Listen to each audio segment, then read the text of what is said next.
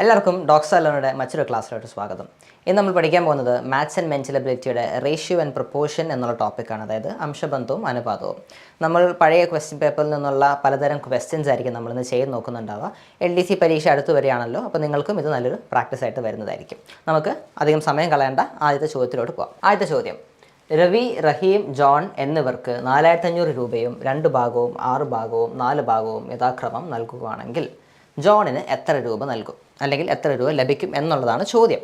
അതായത് ഇവിടെ 3 പേരുണ്ട്. 3 പേർക്കും ഈ 4500 എന്നുള്ള തുക 3 രീതിയിലാണ് ഡിവൈഡ് ചെയ്ത് കൊടുത്തിരിക്കുന്നത്.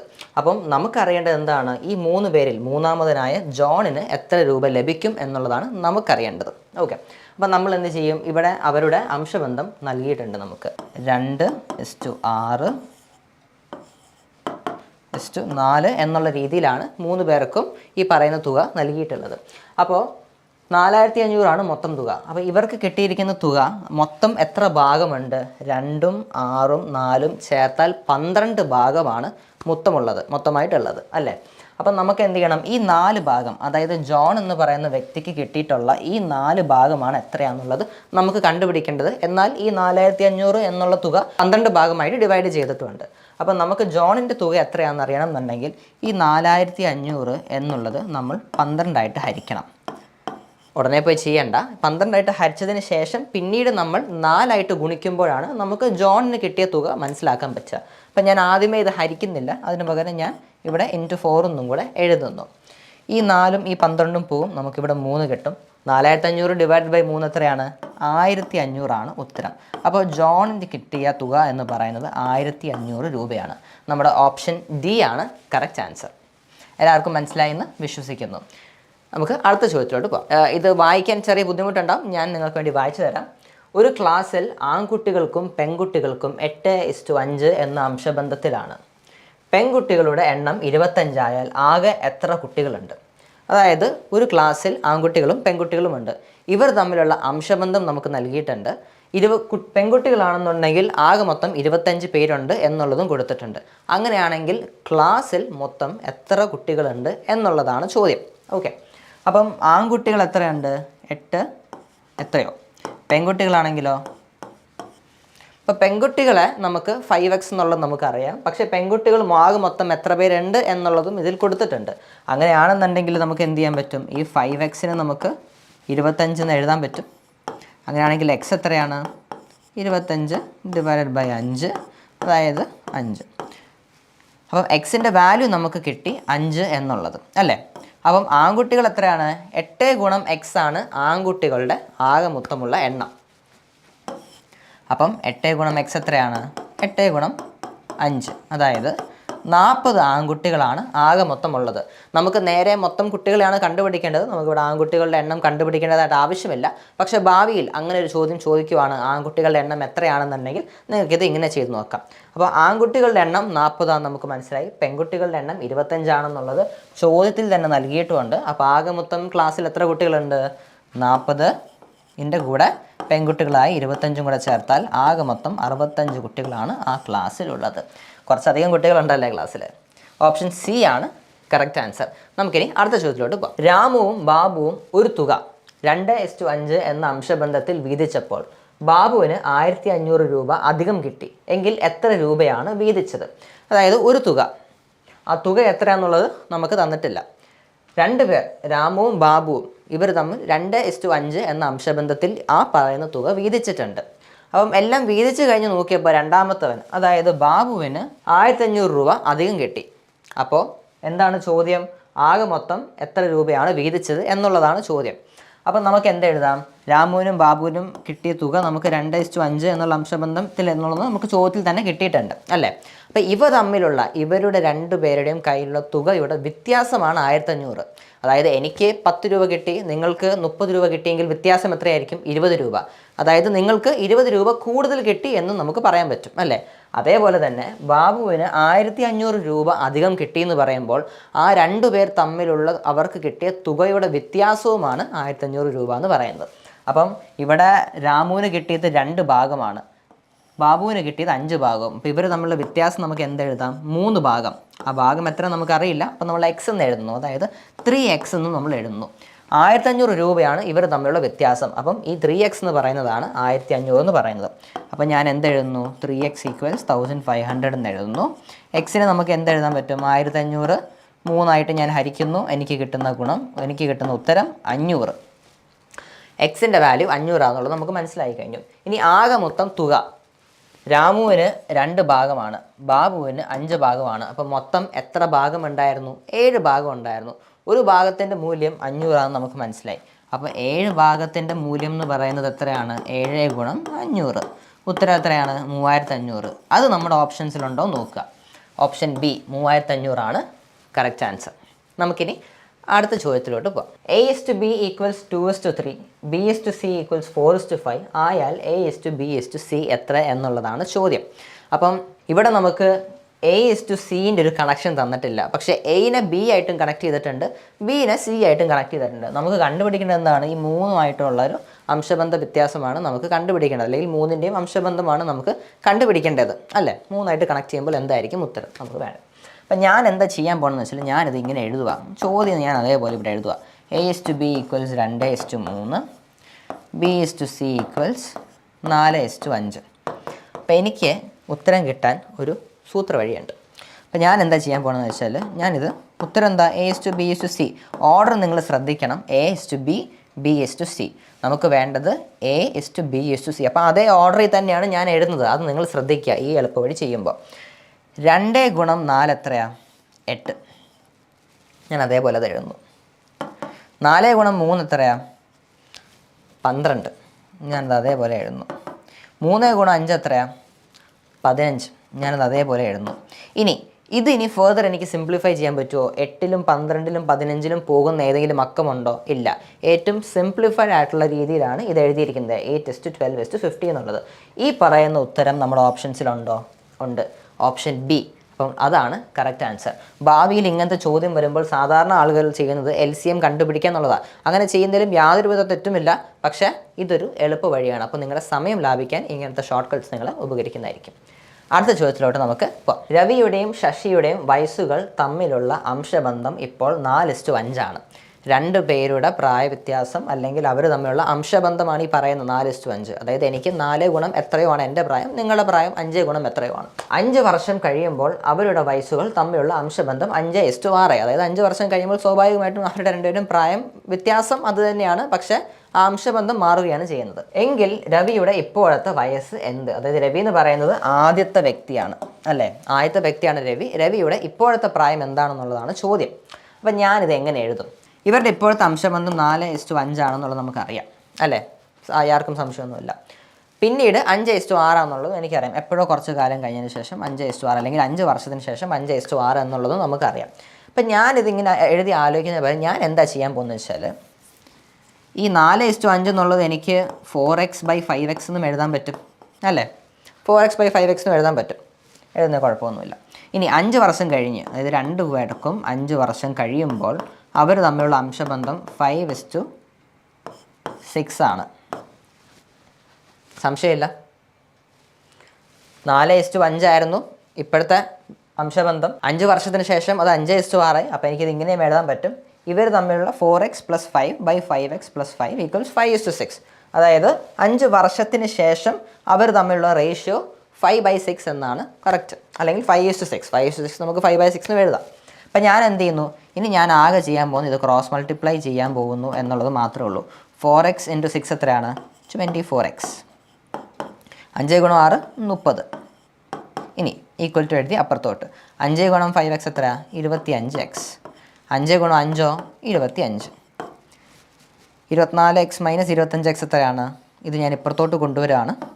അപ്പം 24x - 25x എന്ന് പറയുമ്പോൾ -1x ആവും.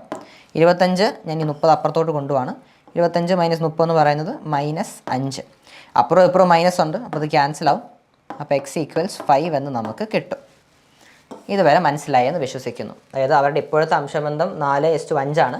5 വർഷത്തിന് ശേഷം അത് 5:6 ആവും. അപ്പം ഞാനത് 4x+5/5x+5 = 5:6 എന്ന് എഴുതുന്നു ആണല്ലോ.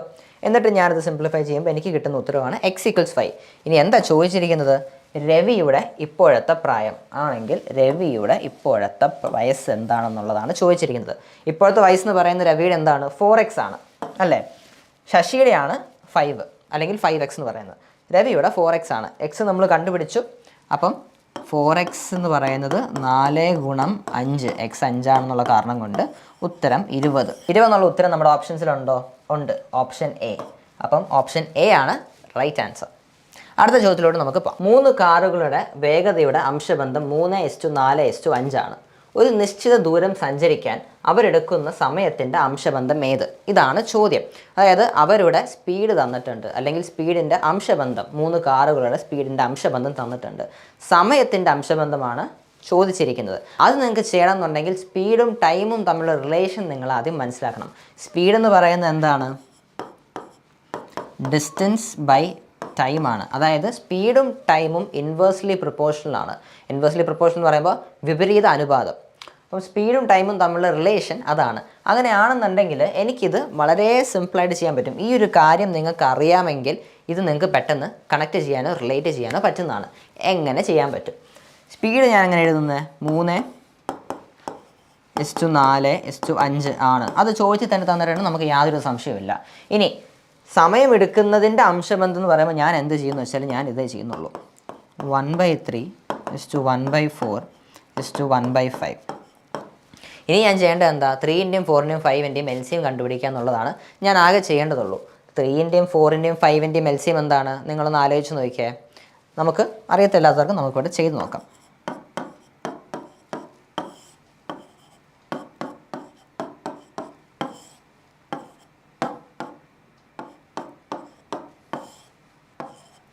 അഞ്ച് ഗുണം 4 20, 20 ഗുണം 3 60. 60 ഈ 3 സംഖ്യകളുടെ LCM എന്ന് പറയുന്നത്. അപ്പോൾ നമ്മൾ എന്ത് ചെയ്യുന്നു? ഈ പറയുന്ന ഓരോ ഭിന്നസംഖ്യയും നമ്മൾ 60 വെച്ച് ഗുണിക്കാൻ പോവാണ്. അപ്പം 60 ഗുണം 1/3, 60 ഗുണം 1/4 60 ഗുണം 1/5. എനിക്കതെങ്ങനെ എഴുതാൻ പറ്റും? 20:15:12. എനിക്കിങ്ങനെ എഴുതാൻ പറ്റും. 20:15:12 നമ്മുടെ ഓപ്ഷൻസിലുണ്ടോ? ഓപ്ഷൻ ബിയിലുണ്ട്. അപ്പം ഓപ്ഷൻ ബി ആണ് കറക്റ്റ് ആൻസർ. ഈ ചോദ്യം സത്യം പറഞ്ഞാൽ കാണുമ്പോൾ എല്ലാവർക്കും ഒരു ബുദ്ധിമുട്ട് തോന്നാം, പക്ഷേ ആ ബുദ്ധിമുട്ട് ഒന്നും തന്നെ ഇല്ല. ഈ ഫോർമുല നിങ്ങൾക്ക് ഓർമ്മയുണ്ട്, നിങ്ങൾക്ക് അറിയാം, അല്ലെങ്കിൽ ആ എന്താ പറയുക സ്പീഡും ടൈമും വിപരീത അനുപാതമാണെന്ന് നിങ്ങൾക്ക് അറിയാമെങ്കിൽ നിങ്ങൾക്ക് ഇത്രയും പെട്ടെന്ന് ചെയ്യാവുന്നതേ ഉള്ളൂ. അവിടെ യാതൊരുവിധ സംശയങ്ങളോ കാര്യങ്ങളോ വരുന്നതായിട്ടില്ല. ഓക്കെ, ഇനി നമുക്ക് അടുത്ത ചോദ്യത്തിലോട്ട് പോകാം. 58 രൂപ എ ബി സി എന്നിവർക്ക് വീതിച്ചത് ഇപ്രകാരമാണ്. എയ്ക്ക് ബിയേക്കാൾ 7 കൂടുതലും ബിക്ക് സിയേക്കാൾ 6 കൂടുതലും. അവർക്ക് ലഭിച്ച തുകയുടെ അംശബന്ധം എന്ത്?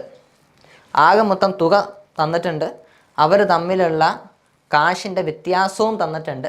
നമുക്ക് ആകെ കണ്ടുപിടിക്കേണ്ടത് എന്താണ്? അംശബന്ധമാണ് നമുക്ക് കണ്ടുപിടിക്കേണ്ടത്.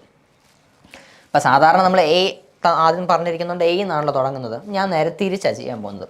അപ്പോൾ ഇവിടെ സിക്ക് എക്സ് തുകയാണ് കിട്ടിയത് എന്ന് വിചാരിക്കുക, എക്സ് രൂപയാണ് കിട്ടിയെന്ന് വിചാരിക്കുക. ബിക്ക് സിയേക്കാൾ 6 കൂടുതൽ എന്ന് വെച്ചാൽ ബിക്ക് സിയേക്കാൾ 6 കൂടുതലാണ് കിട്ടിയത്. എയ്ക്ക് ബിയേക്കാൾ 7 കൂടുതലും. ബിക്ക് കിട്ടിയത് ഇതാണ്, അപ്പം അതിനേക്കാൾ 7 കൂടുതൽ. അതായത് എനിക്ക് സിംപ്ലിഫൈ ചെയ്യുമ്പോൾ x+13 എന്ന് എഴുതാൻ പറ്റും.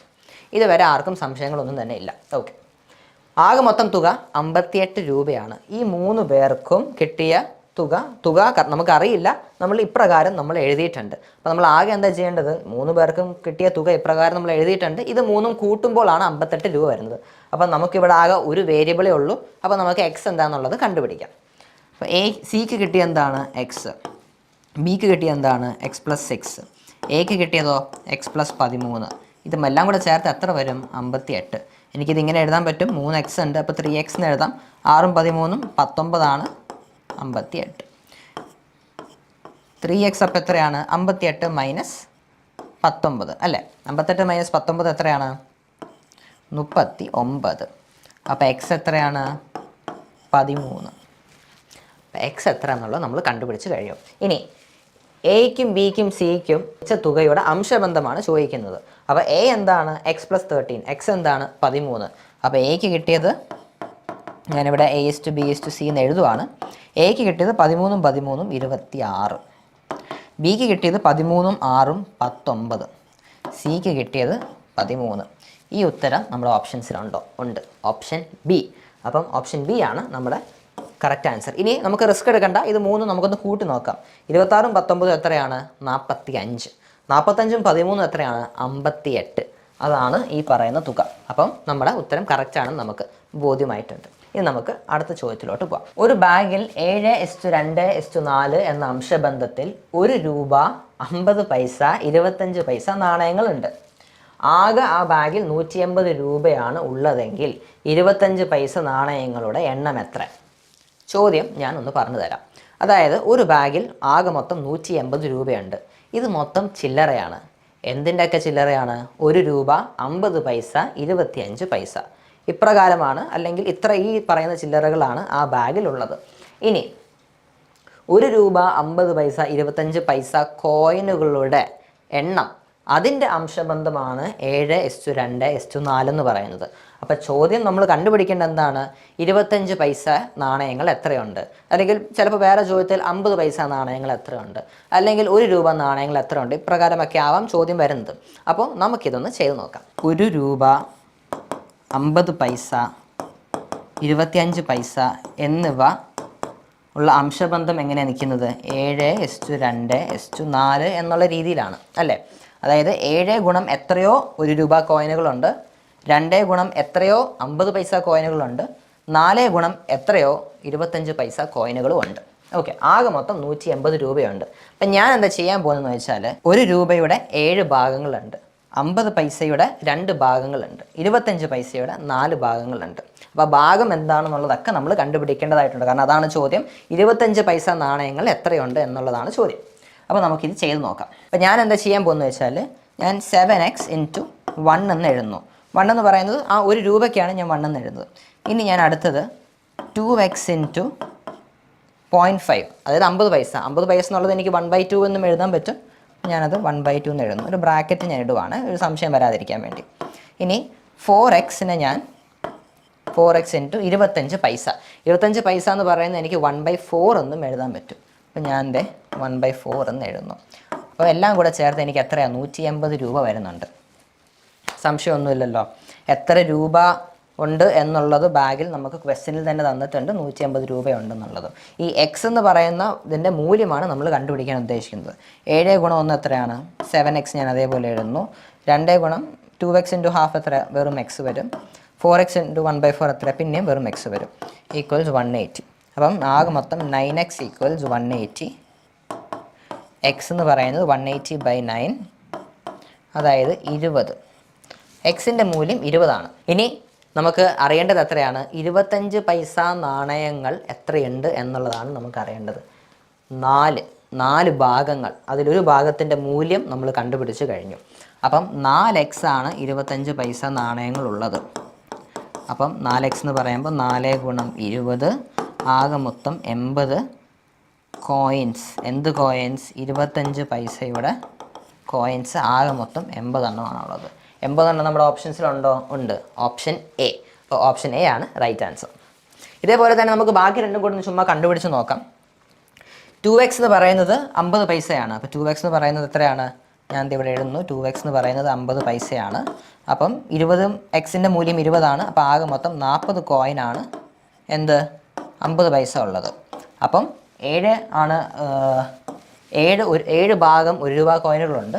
അപ്പം 7x = 7 × 20, അതായത് 140 കോയിനുകൾ, അല്ലെങ്കിൽ 140 കോയിനുകളാണ് 1 രൂപ കോയിനുകൾ ഈ ബാഗിലുള്ളത്. ഇനി നമുക്ക് ചുമ്മാ നിങ്ങളൊന്ന് കൂട്ടി നോക്കിയ റിസ്ക് ഒഴിവാക്കാൻ വേണ്ടി 140 ഗുണം 1 എത്രയാണ്? 140. 40 കോയിനാണ് 50 പൈസ ഉള്ളത്. 40 ഗുണം 50 പൈസ എത്രയാണ്? 20 രൂപ. 80 കോയിനാണ് 25 പൈസ ഉള്ളത്. 20 ഗുണം 25 പൈസ എത്രയാണ്? പിന്നെയും 20 രൂപ. അപ്പോൾ ഇവിടെ 20 ഇവിടെ 20 ഇവിടെ 140. എല്ലാം കൂടെ ചേർത്ത് എത്ര കിട്ടും? 180 രൂപ കിട്ടും. അത് തന്നെയാണ് നമ്മുടെ ബാഗിലുള്ളതും. അപ്പം നമ്മൾ ചെയ്തത് കറക്റ്റാണെന്ന് നമുക്ക് മനസ്സിലായി കഴിഞ്ഞു. ഓപ്ഷൻ എ ആണ് റൈറ്റ് ആൻസർ.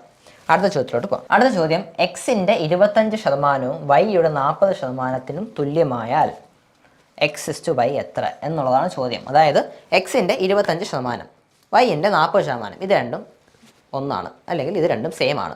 അപ്പോൾ എക്സും വൈയും തമ്മിലുള്ള റിലേഷൻ, അവർ തമ്മിലുള്ള അംശബന്ധം എന്താണ് എന്നുള്ളതാണ് ചോദ്യം. അപ്പം നമ്മളത് എങ്ങനെ ചെയ്യും? 0.25x ഈക്വൽസ് 0.4y എന്ന് ഞാൻ എഴുതുക, സംശയമില്ല.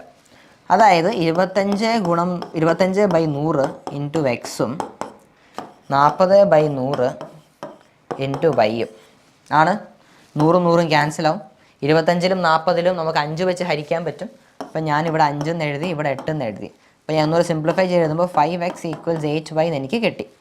ഇനി ഞാനിതെങ്ങനെ എഴുതും? ഈ എക്സിൻ്റെ താഴെ ഞാൻ y കൊണ്ടുവരും, 8ൻ്റെ താഴെ ഞാൻ 5 കൊണ്ടുവരും. x/y equals 8/5. ഇത്രയും കിട്ടിയാൽ പിന്നെ നമുക്ക് അംശബന്ധം കണ്ടുപിടിക്കാനാണ് പാട്. അപ്പോൾ നമ്മൾ എങ്ങനെ എഴുതും? x/y equals 8/5. ഇതാണ് നമ്മുടെ കറക്റ്റ് ആൻസർ, 8/5. ഓപ്ഷൻ ഡി ആണ് നമ്മുടെ റൈറ്റ് ആൻസർ. എന്ത് പെട്ടെന്ന് നമ്മൾ ചെയ്ത് നോക്ക്. അടുത്തതിലോട്ട് പോകാം. ഒരു ത്രികോണത്തിലെ കോണുകൾ തമ്മിലുള്ള അംശബന്ധം 2:3:5 ആയാൽ അതിലെ ഏറ്റവും ചെറിയ കോണളവ് എത്ര? ഏറ്റവും ചെറിയ കോണളവ് എന്ന് പറയുന്നത് ഇത് തന്നെയാണ്. അതായത് 2 ഭാഗമുള്ള ആ ഒരു കോണാണ് നമ്മുടെ ഏറ്റവും ചെറിയ കോണളവ് എന്ന് പറയുന്നത്. അപ്പോൾ നിങ്ങളെല്ലാവരും അറിഞ്ഞിരിക്കേണ്ട ഒരു കാര്യം എന്ന് പറയുന്നത്, ഒരു ത്രികോണത്തിൻ്റെ ആകെ മൊത്തം കോണളവ് എത്രയാണ്? 180.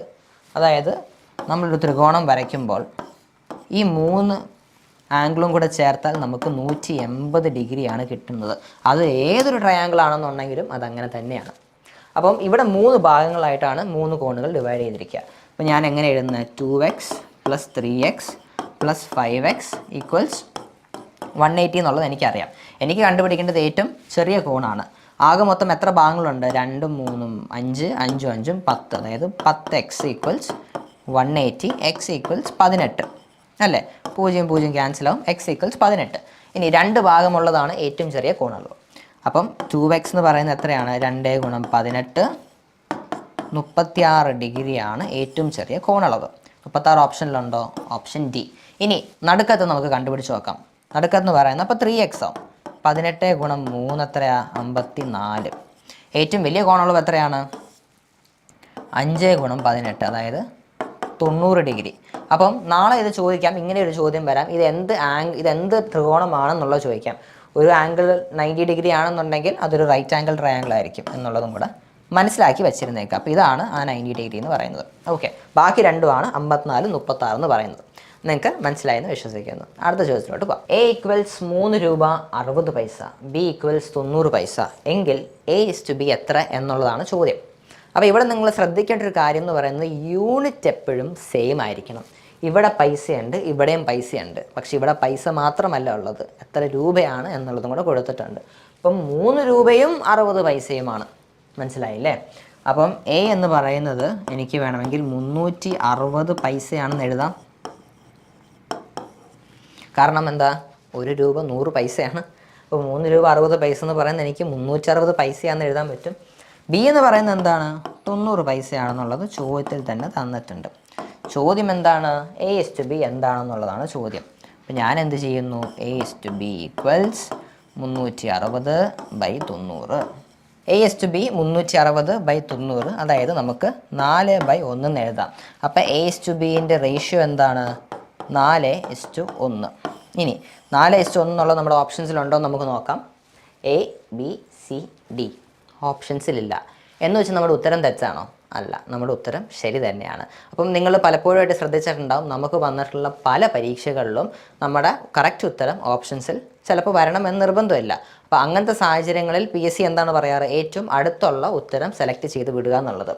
ഏറ്റവും അടുത്തുള്ള ഉത്തരം എന്ന് പറയാനും നമുക്കൊന്നുമില്ല. അപ്പം അങ്ങനത്തെ സാഹചര്യങ്ങളിൽ ക്വസ്റ്റ്യൻ നള്ളിഫൈ ആയിട്ട് പോകും എന്നുള്ളതാണ്. പക്ഷേ ഇങ്ങനത്തെ ചോദ്യങ്ങൾ ചെയ്യാൻ അറിഞ്ഞിരിക്കേണ്ടത് ഉറപ്പായിട്ടും നമ്മുടെ ഭാഗത്തു നിന്നുള്ള കാര്യമാണ്. അപ്പോൾ നമ്മളത് പഠിച്ചിരിക്കുക എന്നുള്ളത് നിർബന്ധമായിട്ടുമുള്ളൊരു കാര്യമാണ്. അപ്പോൾ ഉത്തരം എന്താണ്? A/B ഈക്വൽസ് 4:1 എന്നുള്ളതാണ്. ഇനി നമുക്ക് അടുത്ത ചോദ്യത്തിലോട്ട് പോകാം. A/B ഈക്വൽസ് 2:3യും B/C ഈക്വൽസ് 4:5 ആയാൽ A/C എത്ര എന്നുള്ളതാണ് ചോദ്യം. ഞാൻ എന്ത് ചെയ്യാൻ പോകുന്നത് വെച്ചാൽ, ഇതൊരു ഭിന്നസംഖ്യാ മോഡലോട്ടാണ് ഞാൻ ചെയ്യാൻ പോകുന്നത്. അതായത് A/B എന്നുള്ളത് എനിക്ക് A/B എന്ന് എഴുതാം, 2:3 എന്നുള്ളത് എനിക്ക് 2/3 എന്ന് എഴുതാം. ഇനി B/C എന്നുള്ളത് എനിക്ക് B/C എന്ന് എഴുതാം, 4:5 എന്നുള്ളത് എനിക്ക് 4/5 എന്ന് എഴുതാം. ഇനി ഞാൻ എന്താ ചെയ്യാൻ പോണേ? ഇതും ഞാൻ മൾട്ടിപ്ലൈ ചെയ്യാൻ പോവാം. അതായത് A/B × B/C ഈക്വൽസ് 2/3 ഇൻറ്റു 4/5. ബിയും ബിയും ക്യാൻസലായി. അപ്പോൾ ഇവിടെ എനിക്ക് എന്ത് കിട്ടി? A/C എന്ന് കിട്ടി. 2 × 4 8, 3 × 5 15. അപ്പോൾ 8/15 നമ്മുടെ ഉത്തരം. അപ്പോൾ നമുക്ക് എന്തെഴുതാൻ പറ്റും? A/C എന്നുള്ളത് നമുക്ക് 8:15 എന്ന് നമുക്ക് എഴുതാൻ പറ്റും. ഇനി ഈ 8:15 എന്നുള്ളത് നമ്മുടെ ഓപ്ഷൻസിലുണ്ടോ? ഇല്ല, നമ്മുടെ ഓപ്ഷൻസിലില്ല. നമുക്കിത് സിംപ്ലിഫൈ ചെയ്യാൻ പറ്റുമോ? 8ഉം 15ഉം കോമൺ ആയിട്ടുള്ളൊരു ഹരിക്കുന്ന ഒരു അക്കം ഉണ്ടോ? ഇല്ല. അപ്പം 8:15 തന്നെയാണ് ഉത്തരം. പക്ഷേ നമ്മുടെ ഓപ്ഷൻസിലില്ല. നേരത്തെ ഉണ്ടായ അതേ സാഹചര്യം തന്നെയാണ് ഇവിടെ ഉണ്ടായിട്ടുള്ളത്. ഓപ്ഷൻസിലില്ല, പക്ഷേ നമ്മൾ ചെയ്ത ഉത്തരം ശരി തന്നെയാണ്. അപ്പോൾ നിങ്ങൾ ഇങ്ങനത്തെ ചോദ്യങ്ങളും അറിഞ്ഞിരിക്കുക. ഇത് ഇങ്ങനത്തെ ഒരു മെത്തേഡ് നിങ്ങൾ അറിഞ്ഞിരിക്കുകയാണെന്നുണ്ടെങ്കിൽ നമുക്ക് ഇങ്ങനത്തെ ചോദ്യങ്ങൾ പെട്ടെന്ന് ചെയ്തു പോകാൻ പറ്റും. നമുക്ക് അടുത്ത ചോദ്യത്തിലോട്ട് പോകാം. അടുത്ത ചോദ്യം, x + y = x - y = 3:2 ആയാൽ x * y എത്ര എന്നുള്ളതാണ് ചോദ്യം. അപ്പം ഞാൻ എന്താ ചെയ്യാൻ പോകണമെന്ന് നമുക്ക് നോക്കാം. ഞാൻ എന്താ ചെയ്യാൻ പോകുന്നതെന്ന് വെച്ചാൽ ഈ x + y ഇതിങ്ങനെ എഴുതുക. x - y = 3/2 എന്ന് ഞാൻ എഴുതുക. എന്നിട്ട് ഞാൻ ക്രോസ് മൾട്ടിപ്ലൈ ചെയ്യുകയാണ്. ആദ്യം നമുക്ക് ഈ സൈഡ് നോക്കാം. 2x + 2y. ഓക്കെ. ഇവിടെ ആണെങ്കിലോ 3x - 3y. Okay. 2x - 3x എത്രയാണ്? ഞാൻ അതേപോലെ എഴുതുന്നു. -3y. ഇത് ഇപ്പുറത്തോട്ട് പോകുമ്പോൾ പിന്നെ -2y. അപ്പം -x = -5y എന്നുള്ളതായി. ഓക്കെ. മൈനസും മൈനസും ക്യാൻസലാവും. അപ്പോൾ x/y = 5/1 എന്നായി. അപ്പോൾ നമുക്ക് അത് എഴുതുമ്പോൾ എങ്ങനെ എഴുതാൻ പറ്റും? x * y = 5:1 എന്ന് നമുക്ക് എഴുതാൻ പറ്റും. അപ്പോൾ 5:1 എന്നുള്ളത് നമ്മുടെ ഓപ്ഷനിലുണ്ടോ? ഉണ്ട്. ഓപ്ഷൻ സി ആണ് കറക്റ്റ് ആൻസർ. അപ്പോൾ ഈ എക്സും വൈയും കാണുമ്പോൾ നിങ്ങളിങ്ങനെ ടെൻഷൻ അടിക്കേണ്ട ആവശ്യമൊന്നുമില്ല. ഒരു 5 സെക്കൻഡ് സമാധാനത്തോടെ ഇരിക്കുക. ക്വസ്റ്റ്യൻ നിങ്ങൾക്ക് മനസ്സിലായി നോക്കുക. ഏറ്റവും ഇമ്പോർട്ടൻ്റ് ആയിട്ടുള്ളത് പ്രാക്ടീസ് തന്നെയാണ്. കൂടുതൽ പ്രാക്ടീസ് ചെയ്ത് പോകുമ്പോൾ ഉറപ്പായിട്ടും നിങ്ങൾക്ക് ഇങ്ങനത്തെ ചോദ്യങ്ങൾ പിന്നെയും ചെയ്തു പോകാൻ പറ്റുന്നതാണ്. ഓക്കെ. അപ്പോൾ നമുക്ക് അടുത്ത ചോദ്യത്തിലോട്ട് പോകാം. ഒരു സ്കൂളിലെ ആൺകുട്ടികൾക്കും പെൺകുട്ടികൾക്കും തമ്മിലുള്ള അംശബന്ധം 5:4 ആണ്. ആകെ 3600 കുട്ടികൾ സ്കൂളിലുണ്ടെങ്കിൽ അവിടുത്തെ പെൺകുട്ടികളുടെ എണ്ണം എത്ര? അപ്പം ആൺകുട്ടികളുടെ ഭാഗം 5 ഭാഗവും പെൺകുട്ടികളുടെ ഭാഗം 4 ഭാഗവുമാണ്. ആകെ മൊത്തം 3600 പിള്ളേരും ഉണ്ട്. അപ്പോൾ ഈ 5 ഭാഗവും 4 ഭാഗവും കൂടെ ചേർക്കുമ്പോൾ ആകെ മൊത്തം 9 ഭാഗം ഉണ്ടാവും. ഈ 9 ഭാഗം കൂടെ ചേർത്തിട്ടാണ് ഈ 3600 പിള്ളേരുണ്ടാവുന്നത് അല്ലേ? അപ്പം നമുക്കറിയേണ്ടത് എന്താണ്? പെൺകുട്ടികളുടെ എണ്ണം എത്ര? അതായത് പെൺകുട്ടികൾ 4 ഭാഗം, പെൺകുട്ടികളുടെ എണ്ണം എത്ര എന്നാണ്. അപ്പം ഞാൻ എന്ത് ചെയ്യുന്നു? 3600 ആകെ മൊത്തമുള്ള പിള്ളേർ. ഞാൻ അതേപോലെ എഴുതുന്നത്. ആകെ മൊത്തം ഉള്ളത് 9 ഭാഗങ്ങളാണ്. കാരണം 5 ഭാഗങ്ങൾ ആൺകുട്ടികളും 4 ഭാഗങ്ങൾ പെൺകുട്ടികളും. അപ്പോൾ ഞാൻ 9 ഇങ്ങനെ ഡിവൈഡ് ചെയ്യാൻ നിൽക്കുന്നു. ഇനി എനിക്ക് അറിയേണ്ടത് എന്താണ്? പെൺകുട്ടികളുടെ എണ്ണം എത്ര? പെൺകുട്ടികൾ 4 ഭാഗമാണ് കോൺസ്റ്റിറ്റ്യൂട്ട് ചെയ്യുന്നത്. അപ്പം ഞാനിവിടെ into 4 ഒന്നും കൂടെ എഴുതുന്നു. 3600 9 പോവും. എത്രയാണ്? 400. 400 × 4 എത്രയാണ്? 1600. 1600 ഓപ്ഷൻസിലുണ്ടോ? ഉണ്ട്. Option B. അപ്പോൾ 1600 ഓപ്ഷൻ ബി ആണ് റൈറ്റ് ആൻസർ. ഭയങ്കര സിമ്പിൾ അല്ലായിരുന്നു? ഇതുപോലത്തെ ഒരു ചോദ്യം നമ്മൾ ആദ്യം ചെയ്തിട്ടുണ്ടായിരുന്നു. ഭയങ്കര സിമ്പിളാണ്. നിങ്ങൾ ആദ്യം ഈ 5 ആൺകുട്ടികളുടെ പെൺകുട്ടികളുടെ എണ്ണം ഒന്നും കണ്ടുപിടിക്കേണ്ട ആവശ്യമില്ല. ചെയ്ത് നോക്കുന്നത് എന്തുകൊണ്ട് നല്ലതാണ്. കാരണം ഇങ്ങനത്തെ ചോദ്യങ്ങൾ വരാം. പക്ഷേ ചെയ്ത് പോകുമ്പോൾ നിങ്ങൾക്ക് മനസ്സിലാക്കാൻ പറ്റും. 2 പേരുടെയും എണ്ണം കണ്ടുപിടിക്കേണ്ട ആവശ്യമില്ല. ആകെ മൊത്തം 9 ഭാഗങ്ങളുണ്ട്. 9 ഹരിക്കുക. പിന്നെ പെൺകുട്ടികൾ 4 ഭാഗങ്ങളുണ്ട്. 4 ഗുണിക്കുക. നിങ്ങൾക്ക് നിങ്ങളുടെ ഉത്തരം കിട്ടുന്നതായിരിക്കും. 2 സംഖ്യകളുടെ വ്യത്യാസം, തുക, ഗുണനഫലം എന്നിവയുടെ അംശബന്ധം 1:7:24 ആണെങ്കിൽ സംഖ്യകളുടെ ഗുണനഫലം എന്ത് എന്നുള്ളതാണ് ചോദ്യം. അതായത് അവയുടെ വ്യത്യാസം, തുക, ഗുണനഫലത്തിൻ്റെ എല്ലാം അംശബന്ധം തന്നിട്ടുണ്ട്. പക്ഷേ ഈ 2 സംഖ്യകളുടെ ഗുണനഫലം എത്ര, ആ തുക അല്ലെങ്കിൽ ആ സംഖ്യ എത്ര എന്നുള്ളതാണ് ചോദ്യത്തിൽ ചോദിച്ചിരിക്കുന്നത്. അപ്പോൾ നമുക്കിതൊന്ന് ചെയ്ത് നോക്കാം. ഇനി 2 സംഖ്യകളുടെ വ്യത്യാസം. അപ്പോൾ ഈ സംഖ്യകളൊന്നും താൽക്കാലികമായി നമുക്കറിയില്ല. ഇവയുടെ വ്യത്യാസം എത്രയാണെന്ന് നമുക്കറിയില്ല. തുക ഇതൊന്നും തന്നെ നമുക്കറിയില്ല. അപ്പോൾ ഞാനിത് എങ്ങനെ എഴുതാൻ പോകുന്നത് വെച്ചാൽ ഇങ്ങനെ എഴുതുന്നു. y - z. അതായത് 2 സംഖ്യകളുടെ വ്യത്യാസം. ആദ്യത്തെ സംഖ്യ y എന്നും രണ്ടാമത്തെ സംഖ്യ z എന്നുള്ള അസംഷനിൽ ഞാൻ ചെയ്യുക. ഈക്വൽസ് ടു എത്രയാണ്? ഒരു വ്യത്യാസം. ആ വ്യത്യാസം എത്രയാണെന്നുള്ളതും എനിക്കറിയില്ല. അപ്പം ഞാനത് x എന്ന് എഴുതുന്നു. ഓക്കെ. ഇനി 2 സംഖ്യകളുടെ തുക y + z എന്ന് പറയുന്നത് 7. 7 എന്ത്? 7 × x. അതായത് 7x എന്ന് ഞാൻ എഴുതുന്നു. ഇനി 2 സംഖ്യകളുടെ ഗുണനഫലം y z = 24x എന്നും ഞാൻ എഴുതുന്നു. ഇതുവരെ ക്ലിയർ ആണല്ലോ? നമ്മൾ പ്രത്യേകിച്ച് ഒന്നും തന്നെ ചെയ്തിട്ടില്ല. 2 സംഖ്യകളുടെ വ്യത്യാസം, സംഖ്യകളും നമുക്കറിയില്ല. y - z = x. അവയുടെ തുക y + z = 7 × x. ഈ 7 × x. 2 സംഖ്യകളുടെ ഗുണനഫലം y × z = 24x. അതായത് ഈ 24. ഇവിടം വരെ നമ്മൾ ചെയ്തു. അപ്പോൾ ഈ എക്സും വൈയും സെഡും കണ്ടുപിടിക്കുക എന്നുള്ളതാണ് നമ്മൾ ആദ്യം ചെയ്യേണ്ട കാര്യം. അത് ചെയ്തതിന് ശേഷം മാത്രമേ നമുക്ക് ഈ സംഖ്യകളോ അവരുടെ ഗുണനഫലമോ നമുക്ക് കണ്ടുപിടിക്കാൻ സാധിക്കുകയുള്ളൂ. അപ്പോൾ ഞാനിപ്പോൾ എന്താ ചെയ്യാൻ പോകുന്നത് വെച്ചാൽ ഈ രണ്ട് സംഖ്യകൾ ഞാൻ ആഡ് ചെയ്യുക. അതായത് y മൈനസ് സെഡ് ഈ ഭാഗവും പിന്നെ ഈ y പ്ലസ് സെഡും കൂടെ ഞാൻ ആഡ് ചെയ്യുന്നു. ഇപ്പോൾ ലെഫ്റ്റ് ഹാൻഡ് സൈഡ് ഞാൻ ആഡ് ചെയ്ത് കഴിഞ്ഞു. ഇനി എക്സും 7x equals X plus 7x. സെഡും സെഡും ക്യാൻസലായി 2y equals 8x എന്ന് എനിക്ക് കിട്ടി. ഓക്കെ, അപ്പോൾ ഞാൻ എന്ത് ചെയ്യുന്നു, ഞാൻ എക്സിനെ കൊണ്ടുവരുന്നു. എനിക്ക് എക്സ് ആണ് കണ്ടുപിടിക്കേണ്ടത് വിചാരിക്കാം. എക്സിനെ ഞാൻ നോക്കുന്നു. എക്സ് ഈക്വൽസ് 2y ബൈ 8, അതായത് y ബൈ 4. അപ്പം എക്സും വൈയും തമ്മിലുള്ളൊരു റിലേഷൻ ഞാൻ കണ്ടുപിടിച്ച് കഴിഞ്ഞു. X equals y by 4.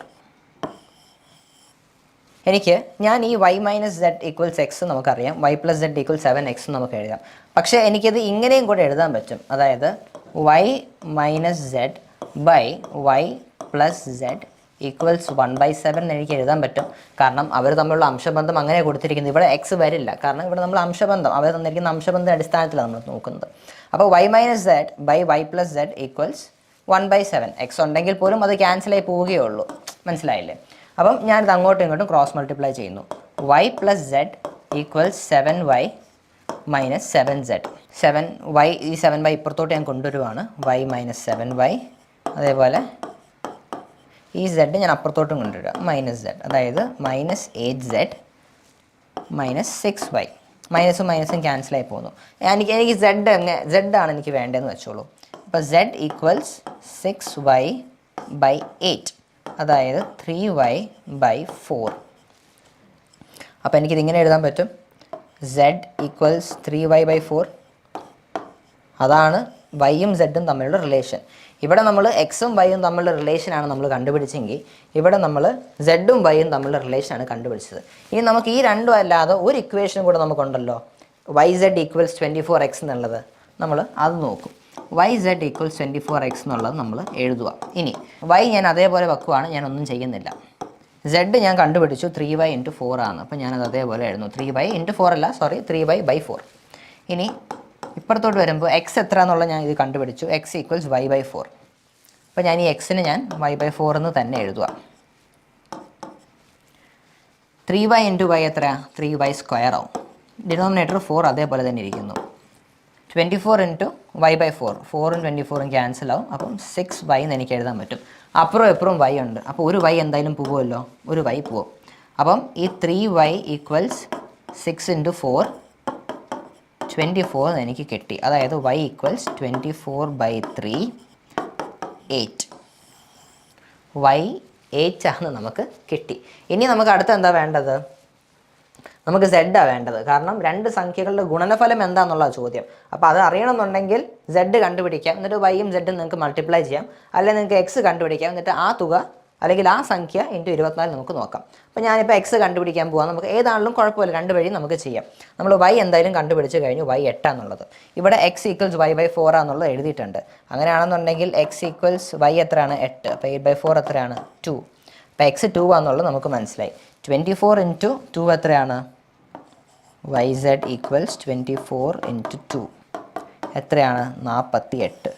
48 നമ്മുടെ ഓപ്ഷനിലുണ്ടോ? ഉണ്ട്. Option C. അപ്പോൾ ഓപ്ഷൻ സി ആണ് റൈറ്റ് ആൻസർ. ചെറിയൊരു സമയം എടുത്തു, എന്നാൽ പോലും ഇത് നമുക്ക് ചെയ്യാൻ പറ്റും. പ്രാക്ടീസിലൂടെ ഇതിലും പെട്ടെന്ന് നമുക്ക് ചെയ്യാൻ പറ്റും എന്നുള്ളതാണ്. അപ്പോൾ നിങ്ങൾ ഇങ്ങനത്തെ കുറച്ചുകൂടെ കടുകട്ടിയുള്ള ക്വസ്റ്റ്യൻസ് പ്രാക്ടീസ് ചെയ്താൽ നമുക്ക് പെട്ടെന്ന് ചെയ്ത് പോകാൻ പറ്റുന്നതായിരിക്കും. നമുക്കിനി അടുത്തൊരു ചോദ്യത്തിലോട്ട് പോകാം. 200 രൂപയിൽ 30% എയ്ക്കും ബാക്കിയുള്ളത് 3:4 എന്ന അനുപാതത്തിൽ ബിക്കും സിക്കും കൊടുത്താൽ സിക്ക് കിട്ടിയത് എത്ര എന്നുള്ളതാണ് ചോദ്യം. അപ്പോൾ ആകെ മൊത്തം തുക 200 രൂപയാണ്.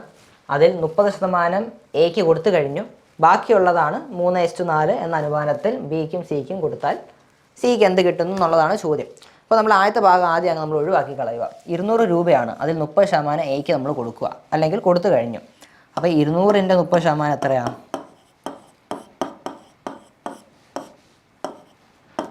60 രൂപ. 60 രൂപയാണ് എന്ത് എയ്ക്ക് കിട്ടുന്നത്, അല്ലേ?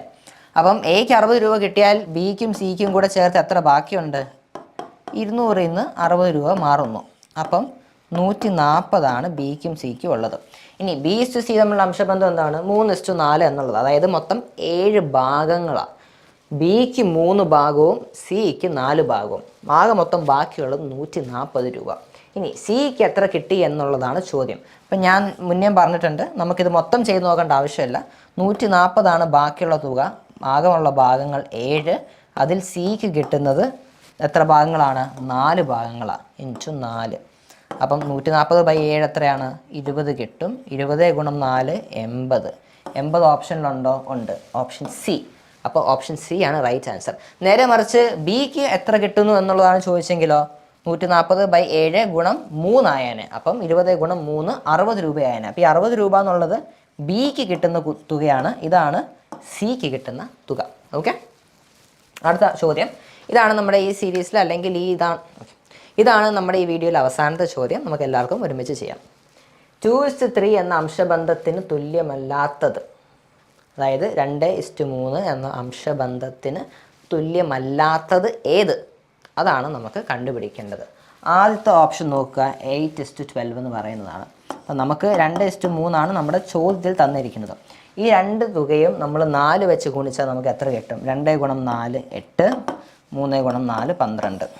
അപ്പോൾ ഇത് അംശബന്ധത്തിൽ തുല്യമായിട്ടുള്ളതാണ്. അപ്പം ഇതല്ല ഉത്തരം. രണ്ടാമത്തത് 3:4.5 എന്നുള്ളതാണ്. നമ്മുടെ ചോദ്യത്തിൽ എന്താണ്? 2:3. അപ്പോൾ ഞാൻ എന്ത് ചെയ്യുക? ഈ 3 ÷ 2 ഞാൻ ചെയ്യുക. ഈ 3ഉം ഈ 2ഉം, ഏത്? ഈ 3ഉം ഈ 2ഉം. എനിക്ക് 1.5 കിട്ടി. ഇനി ഞാൻ ഈ 4.5ഉം 3ഉം ചെയ്യുക. 4.5 ÷ 3 എത്രയാണ്? അതും 1.5 ആണ്. അപ്പോൾ രണ്ടും 1.5 ആയി ഈക്വൽ ആണ്. അപ്പം ഉത്തരം ഇതുമല്ല. അടുത്തത് 10:15. 10നെ ഞാൻ ഈ 2 ഡിവൈഡ് ചെയ്യുന്നു. എനിക്ക് 5 കിട്ടി. 15നെ ഈ 3 ഞാൻ ഡിവൈഡ് ചെയ്യുന്നു. അപ്പോഴും എനിക്ക് 5 കിട്ടി. അപ്പോൾ രണ്ടും ഈക്വൽ ആണ്. അപ്പം ഇതും അല്ല ഉത്തരം. അവസാനത്തെ ഓപ്ഷൻ 4:5 ആണ്. 4നെ ഞാൻ ഈ 2 ഡിവൈഡ് ചെയ്യുന്നു. അപ്പം എനിക്ക് 2 കിട്ടി. ഈ 5നെ ഞാൻ ഈ 3 ഡിവൈഡ് ചെയ്യുന്നു. അപ്പോൾ എനിക്ക് കിട്ടുന്നത് 1.67 ആണ്, 2 അല്ല. അതായത് ഈ 2 സംഖ്യകൾ തമ്മിൽ വ്യത്യാസമുണ്ട്. വിച്ച് മീൻസ് 2:3 എന്ന അംശബന്ധത്തിന് തുല്യമല്ലാത്തത് ഓപ്ഷൻ ഡി 4:5 ആണ്. സത്യം പറഞ്ഞാൽ ഈ ചോദ്യത്തിൽ ഓപ്ഷൻസ് കാണുമ്പോൾ തന്നെ നമുക്ക് മനസ്സിലാവും അതാണ് ഉത്തരം എന്നുള്ളത്. എന്നിരുന്നാലും നിങ്ങൾ അറിഞ്ഞിരിക്കേണ്ടത് അത്യാവശ്യമാണ്. ഇതോടെ ഈ വീഡിയോയുടെ അവസാനത്തിലോട്ട് നമ്മൾ വന്നിരിക്കുകയാണ്. ചോദ്യങ്ങളെല്ലാം നിങ്ങൾക്ക് മനസ്സിലായെന്ന് വിശ്വസിക്കുന്നു. ഇനിയും ഒരുപാട് വീഡിയോസ് ആയിട്ട് ഞങ്ങൾ എത്തുന്നതായിരിക്കും. അപ്പം ഡോക്സ് അലോണിൽ നിന്ന് നന്ദി, നമസ്കാരം.